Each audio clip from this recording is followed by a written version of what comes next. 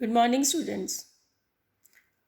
आज हम अध्याय 19 वाक्य करने जा रहे हैं। वाक्य क्या है? शब्दों के पारस्परिक मेल को वाक्य कहते हैं। वाक्य बनता कैसे है? बच्चों, तुम लोगों ने अपनी पुरानी कक्षाओं में पढ़ा ही होगा कि वाक्य कैसे बनता है। शब्दों के मेल से। शब्द कैसे बनते हैं? वर्णों के मेल से। वर्ण क्या होते हैं?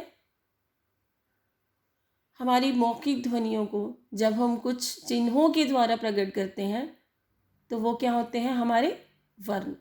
वर्णों को हम क्या बोलते हैं? अक्षर भी बोल सकते हैं। जैसे क ख ग, ये क्या है? हमारे वर्ण है। अ आ इ ई, ये सब हमारे क्या है? वर्ण। ये हमारी वर्णमाला के अंतर्गत आते हैं। इसमें कुछ स्वर हैं, कुछ व्यंजन है। जब हम इन वर्णों को आपस में मिलाते हैं, जैसे क, म है, ल है, जब इनको हमने आपस में मिला दिया तो ये क्या बन गया? कमल, कमल। ये क्या बन गया? हमारा शब्द। और जब हम इन शब्दों को, कुछ शब्दों को एकत्रित करते हैं, एक परस्पर उनका मेल करते हैं और उससे एक अर्थपूर्ण वाक्य बनाते हैं जिसका कोई अर्थ निकलता हो, तो उसे हम क्या बोलते हैं? वाक्य। जैसे किसान हल चला रहा है, ये एक अर्थपूर्ण वाक्य है। हमें पता चल रहा है कि किसान क्या कर रहा है? हल चला रहा है। सुहानी पत्र लिख रही है। सुहानी क्या कर रही है? पत्र लिख रही है। तो वाक्य के बच्चे दो अंग होते हैं। जैसे हमारे शरीर के अंग होते हैं जिनको मिलाने से हमारे एक शरीर बनता है, उसी प्रकार वाक्य के भी अंग होते हैं। कौन कौन से? उद्देश्य और विधेय। उद्देश्य क्या होता है? उद्देश्य वो होता है जिसके बारे में एक वाक्य में बताया जा रहा है। और विधेय क्या होता है? विधेय वह होता है जो काम, उद्देश्य जिसके बारे में कुछ कहा है, वो उस वाक्य का विधेय होता है। जैसे हम ये वाक्य लेते हैं, किसान हल चला रहा है। किसके बारे में बातचीत हो रही है? किसान के बारे में। तो किसान हमारा क्या हुआ? उद्देश्य। किसान क्या कर रहा है?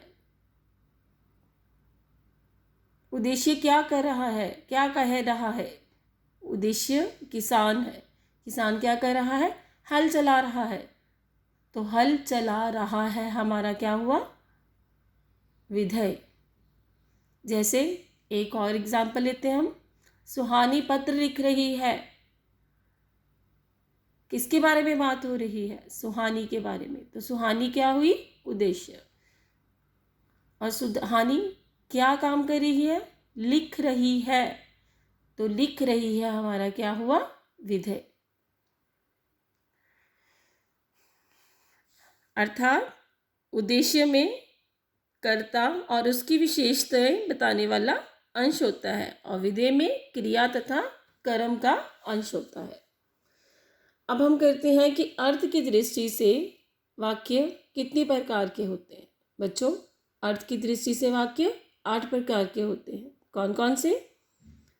विधानवाचक, निषेधवाचक, आज्ञावाचक, प्रश्नवाचक, विस्मयवाचक, संदेहवाचक, इच्छावाचक और संकेतवाचक।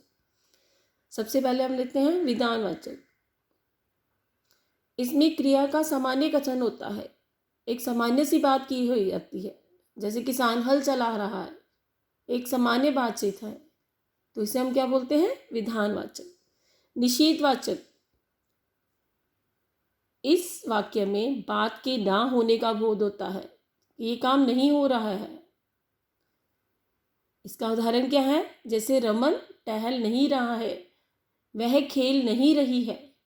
इसमें इसके काम के ना होने का बोध होता है, तो ये क्या है? निषेधवाचक। अगला है आज्ञावाचक।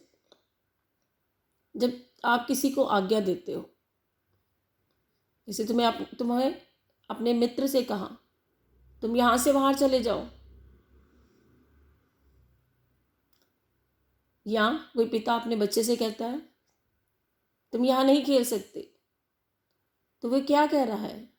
अपने बच्चे को या तुम अपने मित्र को आज्ञा दे रहे हो। तो ये कौन सा वाक्य हुआ? आज्ञावाचक।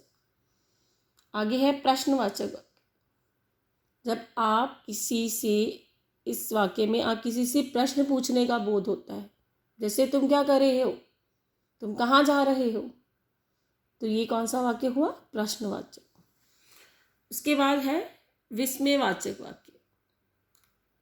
इस वाक्य में क्या होता है? जब तुम्हारे मन के भाव शोक, खुशी, हर्ष, आश्चर्य, घृणा आदि के भाव इसमें बताए जाते हैं। और इस वाक्य में जो हम विस्मयवाचक शब्द के साथ विस्मयादि बोधक चिन्ह भी लगता है, जैसे आह कैसा सुंदर दृश्य है, ओह बेचारा मारा गया। अगला है संदेहवाचक। इस वाक्य में संदेह का पता चलता है। जब तुम किसी बात के बारे में पक्का भरोसा नहीं होता कि ये काम हुआ है या नहीं हुआ है, जैसे वह अब तक स्कूल पहुंच गया होगा,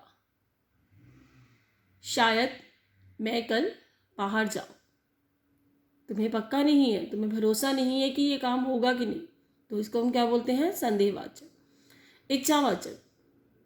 इनमें इच्छा, आशा, शुभकामना आदि प्रकट की जाती है, जैसे ईश्वर तुम्हें सुखी रखे,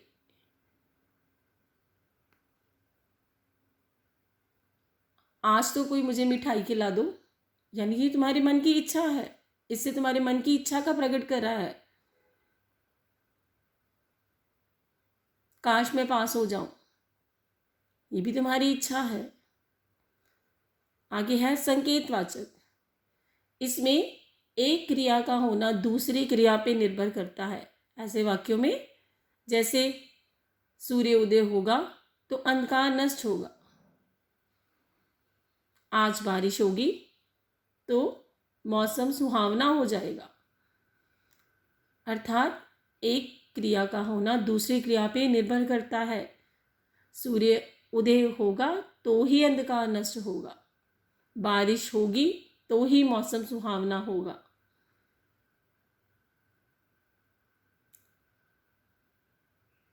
तो आज इस कक्षा में आपने वाक्य की परिभाषा, वाक्य के अंग और अर्थ के आधार पर वाक्य के भेद के विषय में जानकारी प्राप्त की। धन्यवाद।